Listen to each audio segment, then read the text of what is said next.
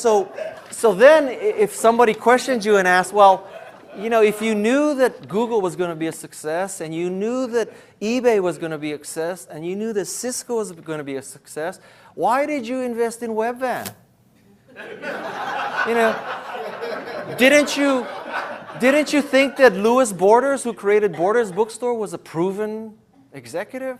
Didn't you think he was a visionary? Didn't you have this great model that people want to spend $20 to get, a can of Orange Gina to their house? What was wrong with that? And at that point, what you say is, as a VC, I didn't want to do that deal. That was my partner's.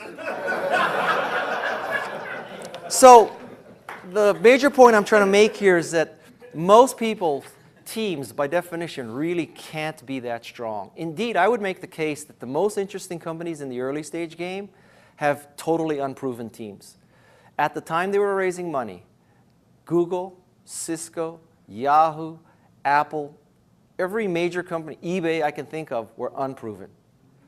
And the teams that are proven, maybe in the semiconductor business, because I don't think you wake up one morning deciding to design a chip. But in most other businesses, I would say the unproven team succeeds, not the proven team. The ninth slide is your projections. I believe projections should be one page. Most companies do 30 pages, as Catherine said, and they'll tell you in year 5, 5th month, they're going to spend $65.85 on pencils. And that's the number 2 pencils. They also have a budget for 2.5 pencils, right?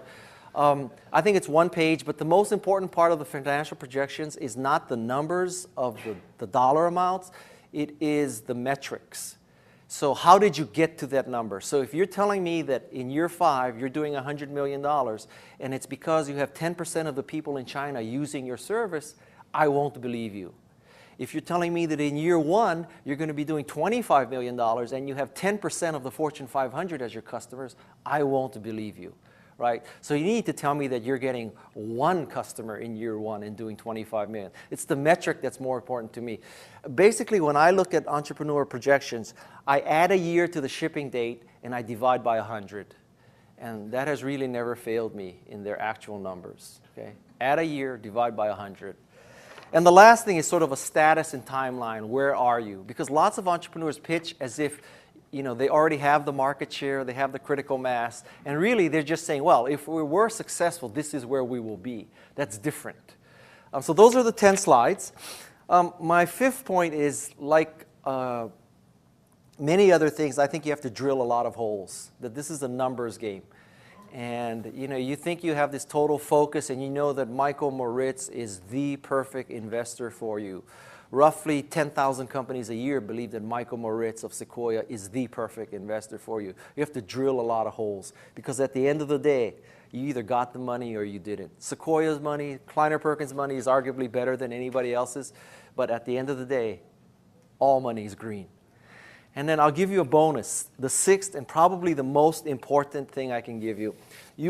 So the 5 were you're doing something worth funding, you can explain it in 15 seconds, you have a clean deal, you have 10 slides, 20 minutes, 30-point PowerPoint, you drill a lot of holes.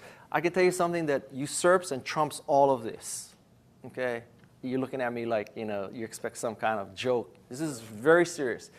If you show up at a venture capital firm and you say, using our credit cards, our family's money, we've invested $100,000, we've used MySQL, PHP, WordPress, Ruby on Rails, Python, whatever it is.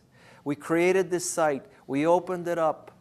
In the first month, we had 10,000 registrations. In the second month, we had 20,000. In the third month, we had 80,000. We need money to buy servers and to scale. We need to hire an ad force because we have more impressions possible than we can have ads right now. We have excess advertising inventory. We've taken $100,000 and we're just doing so well. We really need capital to grow as opposed to prototype.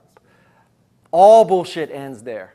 You can have a 60-slide PowerPoint presentation. It doesn't matter. It may take you 10 minutes to explain what you do. It doesn't matter. You may have all kinds of lawsuits pending. It doesn't matter. All that goes away if you show a company where the dogs are already eating the food. Because at the end of the day, wow, that's what everybody's looking for. We want to see, we all fantasize about the next Google, right? They come in and they say, wow, you know, we need to buy thousands of Linux boxes because the number of searches is doubling every day. Hallelujah. I mean, once in my career, I would like to fund a company that is scaling too fast. For once, just God, just give me one company that they come in and they say, we need more money to scale, as opposed to, oh, well, we're behind schedule, so we need more money, and this time we'll really finish on time.